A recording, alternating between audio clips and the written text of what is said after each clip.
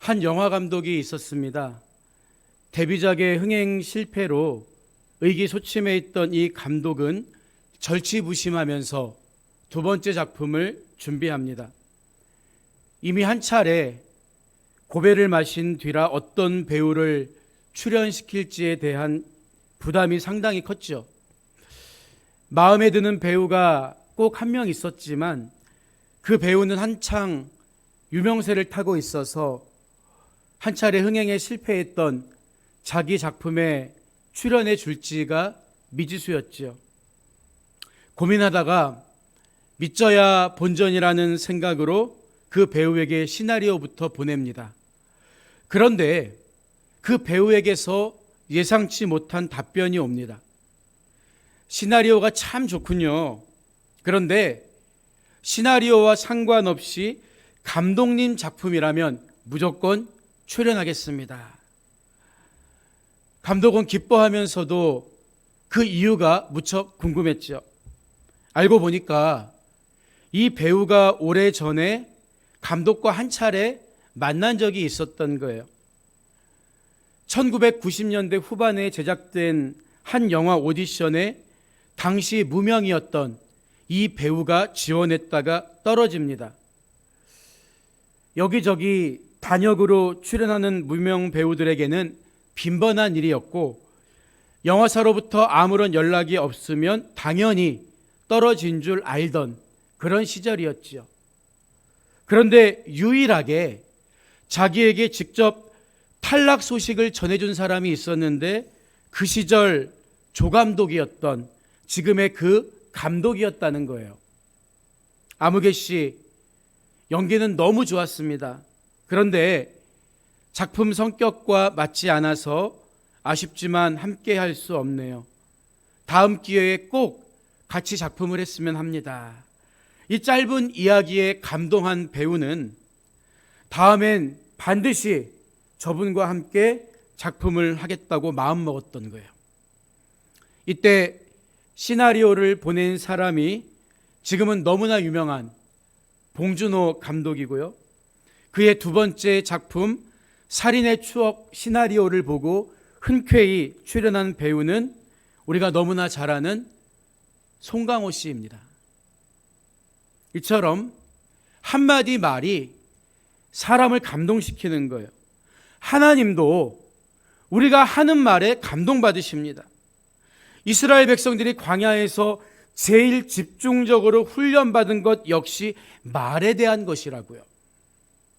백성들이 가나안을 눈앞에 두고 악평하면서 모세를 원망할 때 하나님 뭐라고 말씀하십니까? 민수기 14장 28절을 보면 내 삶을 두고 맹세하노라 너희 말이 내 귀에 들린 대로 내가 너희에게 행하리니 이런 말씀하셨다고요. 하나님은 지금도 우리가 하는 말에 귀 기울이고 계십니다. 오늘 본문은 가나안 정복 전쟁을 시작하기 전 두 명의 정탐꾼을 여리고성에 보냈을 때 일어난 이야기입니다. 여리고의 경비가 철저해서였는지 아니면 40년간 광야를 헤매던 두 명의 정탐꾼이 너무나 초라하고 행색이 가난해 보여서였는지 모르지만 두 명은 곧 발각되고 체포되기 직전에 라합의 기지로 무사히 위기를 넘기게 돼요. 이때 라합이 이스라엘 정탐꾼을 숨겨준 대가로 그녀와 그녀의 가족의 안전을 보장받는 내용이 오늘 읽은 본문의 줄거리가 됩니다. 본문에 나오는 라합이란 여인은 여리고 성에 살던 기생이었는데요. 기생이란 말은 사실 완곡하게 번역된 표현이고 실제로는 몸을 파는 창녀였습니다. 정탐꾼들이 기생집으로 들어간 이유는 일반 가정집과 달리 돈만 내면 누구나 유색할 수 있는 장소였을 뿐만 아니라 성내에 여러 사람들이 드나드는 곳으로 군사적인 정보를 얻을 수 있고 또 민심의 동향을 살피기에도 아주 적절한 곳이었기 때문으로 추정돼요. 경비병을 속여서 돌려보낸 라합은 정탐꾼을 숨겨둔 지붕으로 올라가서 이야기를 꺼냅니다.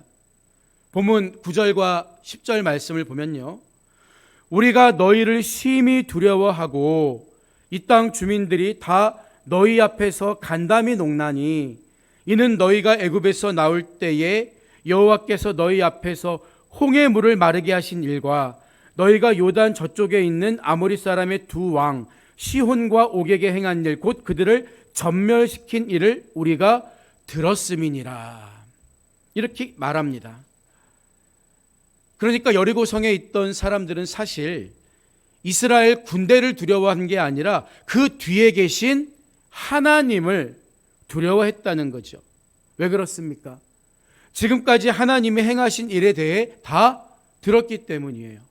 홍해를 갈라 건너게 하시고 아모리 사람의 왕들을 무찌르게 하신 능력의 하나님.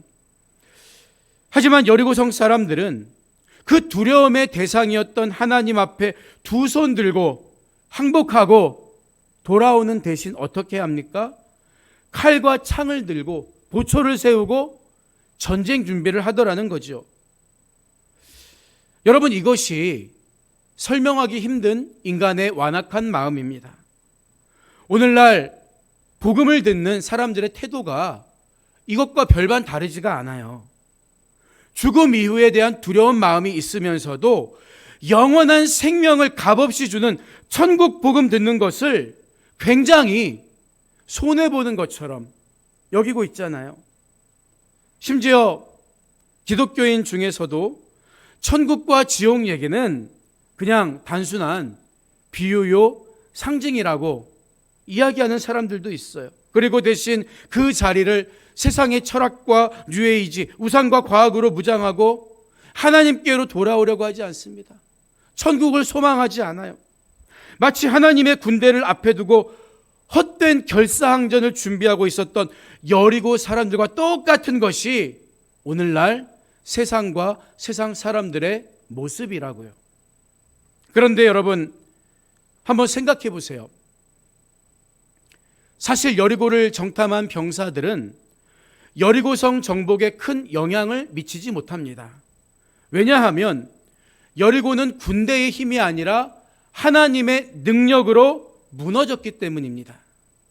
그렇다면 여호수아서 2장은 무슨 이유로 라합과 정탐꾼의 이야기를 길게 기록하고 있는 걸까요? 이 이야기가 주는 교훈은 마땅히 멸망해야 할 곳에서도 구원받은 사람이 있다는 것입니다. 하나님의 관심은 결코 우리를 멸망시키는 데 있지 않으며 한 영혼이라도 구원하는 데 있습니다. 그걸 기억하라는 거예요. 만약 여러분이 가라앉는 배에 타고 있다면 당장 그 배에서 내려야 사는 것입니다. 하나님은 배에서 내리려는 사람, 하나님께 돌아오는 사람은 그가 누구든지 남자든 여자든 유대인이든 이방인이든 피부색이 어떻든 상관없이 다 맞이해 주신다는 거예요. 라합과 그의 가족은 여리고성이라는 가나안이라는 가라앉는 배와 같은 곳에서 구원받은 사람들이다. 성경은 그것을 우리에게 보여주는 거죠. 하나님이 여리고성에서 유명하고 명망 있는 사람을 남기셨습니까? 권세 있는 사람을 택하셨습니까? 아닙니다. 능력이 있거나 도덕적으로 조금 더 훌륭한 사람을 부르신 게 아니라 비록 그 삶을 떳떳하게 내세울 수 없는 기생이었지만 하나님을 하나님으로 인정하는 라합과 그녀의 가족을 구원하신 거예요. 바꾸어 말하면 세상에서 내가 아무리 연약하고 초라할지라도 하나님을 믿고 의지하는 사람은 하나님이 구원해 주신다는 거죠. 어떻게 해야 하나님의 일을 할 수 있느냐고 묻는 제자들에게 예수님은 하나님께서 보내신 일을 믿는 것이 하나님의 일이니라 말씀하셨습니다. 하나님의 구원을 받으려면 하나님이 보내신 일을 믿어야 하는 거예요. 모두가 이스라엘과 싸우려고 준비하는 여리고 성에서 라합은 하나님을 믿고 하나님의 군대의 정탐꾼을 인정했습니다. 그래서 여호수아서 2장 전체라는 비교적 긴 분량을 할애해서 라합과 그녀의 가족이 어떻게 구원받았는지에 대한 이야기를 오늘 우리에게 자세히 들려주고 있는 거죠. 그런 점에서 우리는 라합이 과연 어떤 신앙을 가지고 있었는지, 그녀는 어떻게 고백을 했는지 주목할 필요가 있다는 거예요. 도대체 라합에게는 어떤 믿음이 있었던 걸까요? 11절을 보면 우리가 듣자 곧 마음이 녹았고 너희로 말미암아 사람이 정신을 잃었나니 너희의 하나님 여호와는 위로는 하늘에서도 아래로는 땅에서도 하나님이시니라. 이렇게 말하고 있어요. 옛날 성경을 보면 상천하지의 하나님이시라. 어느 곳에서든지 너희들이 믿는 하나님이 진짜 하나님이셔. 이 고백이거든요. 지금 생각하면 너무 당연하고 단순한 고백 같지만 그때의 문화적 배경을 살펴보면 이것은 실로 놀라운 고백입니다. 왜냐하면 당시 가나안 사람들의 신에 대한 생각은 우리와 달랐기 때문이에요. 당시에는 신이라는 존재가 하나가 아니라 여럿이라는 다신주의를 신봉했습니다. 우리가 아는 그리스 신화나 로마 신화를 봐도 신들이 여럿 나오잖아요. 또 당시에는 산을 다스리는 신, 강을 관장하는 신, 들판을 누비는 신, 신은 특정한 지역에서만 자기 역할을 한다는 지역신의 개념이 만연하던 때였습니다. 그런데 라합은 하나님에 대해서 상천하지 곧 온 하늘과 온 땅에서도 참 하나님이시라고 인정하고 있는 거예요. 성경을 보면 라합과 똑같은 고백을 했던 사람이 2명 있습니다. 그 중에 한 명이 모세예요. 모세는 가나안 땅에 들어가기 전 모압 광야에서 설교할 때 애굽에서 나오도록 인도하신 하나님의 능력과 그 큰 사랑과 은혜를 회상하면서 이렇게 말해요. 위로 하늘에나 아래로 땅에 오직 여호와는 하나님이시요. 라합의 고백과 똑같죠. 또 한 명이 솔로몬입니다. 솔로몬은 성전을 다 짓고 그곳에 언약궤를 안치하면서 이스라엘의 하나님 여호와여 위로 하늘과 아래로 땅에 주와 같은 신이 없나이다. 이런 찬양을 올려드립니다. 모세는 이스라엘 역사상 가장 위대한 지도자였고 솔로몬은 이스라엘 역사상 가장 지혜로운 왕이었습니다. 그런데 그들과 똑같은 고백을 한낱 여리고의 기생이었던 라합이 하고 있는 거죠. 보세요. 여리고성 사람들은 하나님에 대한 소문을 듣고 그 하나님을 마음 깊이 두려워하면서도 정작 하나님을 찾지 않습니다. 하나님께 나오지 않았다고요. 오히려 칼을 더욱 세게 움켜쥐고 대문을 더욱 굳게 걸어 잠그고 싸우려고 합니다. 마찬가지로 예수님이 이 땅에 오셔서 아무리 내가 하나님의 아들이다, 하나님이 보내신 자이다 표적을 보여주셔도 사람들은 예수님을 하나님의 아들로 인정하지 않았다고요. 그저 자기 배를 채워주고 필요를 채워주는 세속적인 임금으로 세우려고 했을 뿐이죠. 그러니까 하나님을 하나님으로 인정하는, 하늘에서도 하나님, 땅에서도 하나님, 상천하지의 하나님이십니다. 이 라합의 고백을 들으면서 하나님 얼마나 기쁘셨을까요? 하나님 얼마나 그 마음에 감동하셨을까요? 여러분, 어린 아기가 엄마, 아빠, 부모의 존재를 입술로 고백할 때 그 부모의 마음이 얼마나 기쁩니까? 감동하잖아요. 하나님도 똑같은 거예요.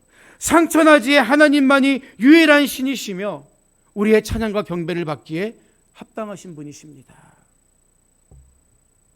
이윽고 라합은 자기가 살려준 이스라엘의 정탐꾼에게 요청을 하죠.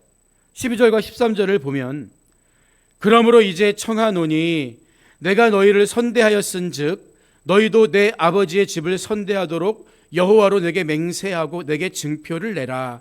그리고 나의 부모와 나의 남녀 형제와 그들에게 속한 모든 사람을 살려주어 우리 목숨을 죽음에서 건져내라. 이렇게 말합니다.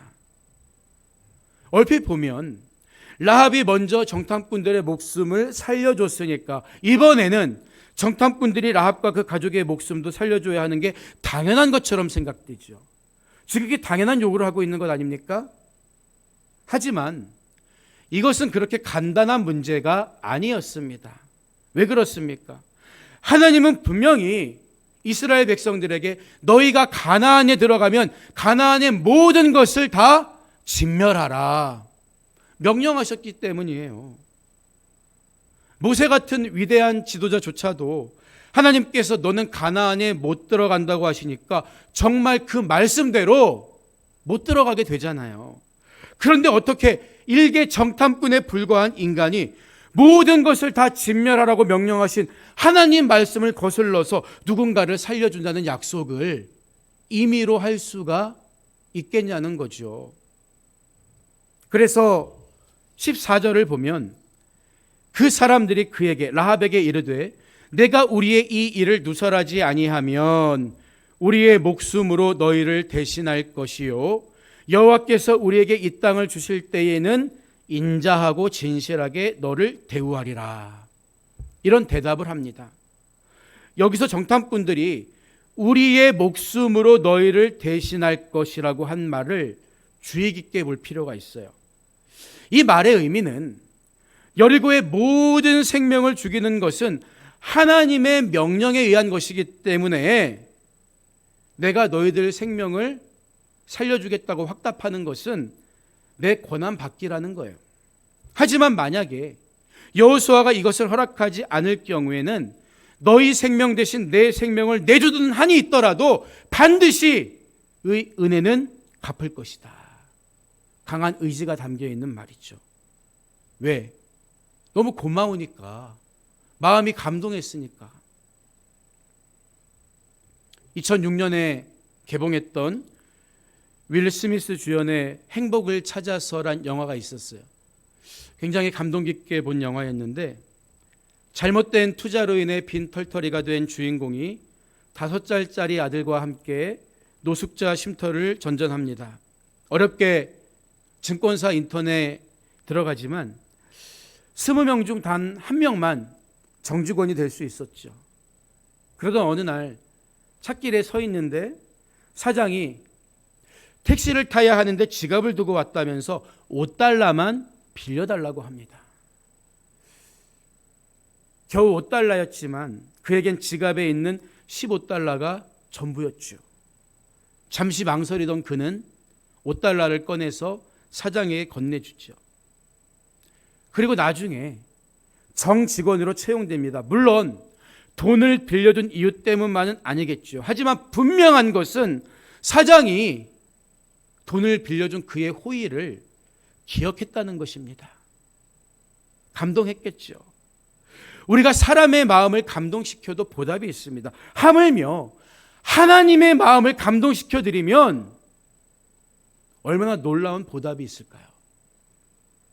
여리고 성이 무너지고 난 뒤에 여호수아서 6장 25절을 보면 여호수아가 기생 라합과 그의 아버지의 가족과 그에게 속한 모든 것을 살렸으므로 그가 오늘까지 이스라엘 중에 거주하였으니 이는 여호수아가 여리고를 정탐하려고 보낸 사자들을 숨겼음이었더라. 이렇게 이야기하고 있어요.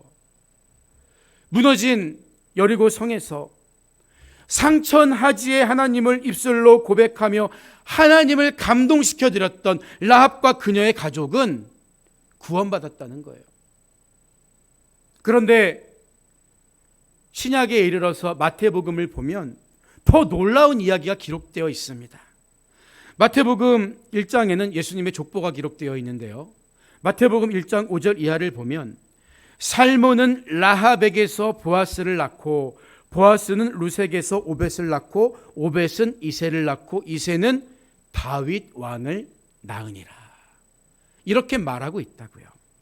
그러니까 이때 정탐꾼 중 하나였던 살몬이 라합과 결혼해서 다윗 왕의 조상이 되었고, 그로 인해 예수님의 족보에 라합과 살몬의 이름이 들어가게 된 거예요.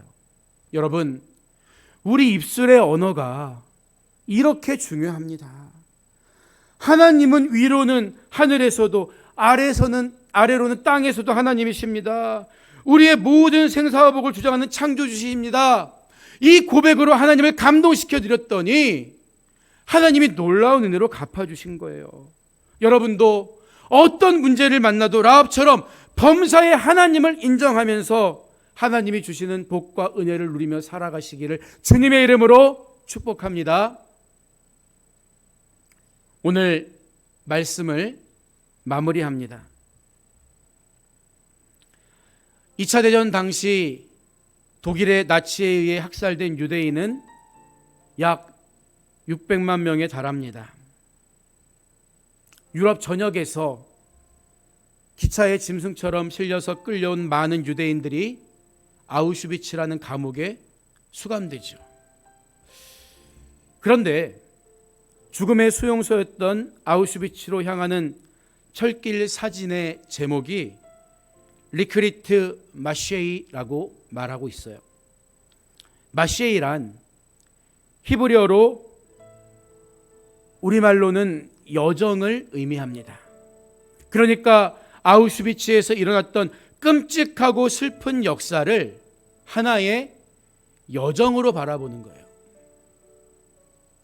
그곳에 가스실에서 형제와 자매가 죽어나가고 잔인한 생체 실험을 당하는 일이 일어났는데 어떻게 마쉐이, 여정, 이런 시선이 가능한 걸까요?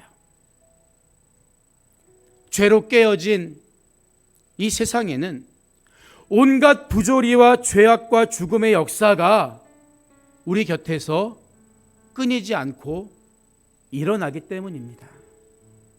그러나 우리는 그 속에서 구원받고 부르심 입은 하나님의 귀한 자녀들입니다. 그렇기 때문에 하늘과 땅의 모든 역사를 주관하시는 하나님이 계신 영원한 본향에 이르기까지 기쁜 일이든 슬픈 일이든 우리 인생은 모두 마쉐이, 여정과도 같은 것이겠지요. 오래전 출애굽 때에는 양의 피를 문에 바른 사람의 집만 구원받았습니다. 여리고 성에 살던 라합은 창문에 빨간 줄을 내려 구원받게 되죠. 그리고 이제 저와 여러분은 불띠붉은 예수 그리스도의 보혈로 구원받았습니다. 하나님은 언제나 동일하게 신실하신 하나님이세요. 인생의 어떤 문제 속에서도 어떤 여정 속에서도 상처나지의 하나님을 입술로 고백하면서 하나님을 감동시켜드리고 그분이 주시는 놀라운 은혜로 살아가는 여러분 모두가 되시기를 주님의 이름으로 축원드립니다.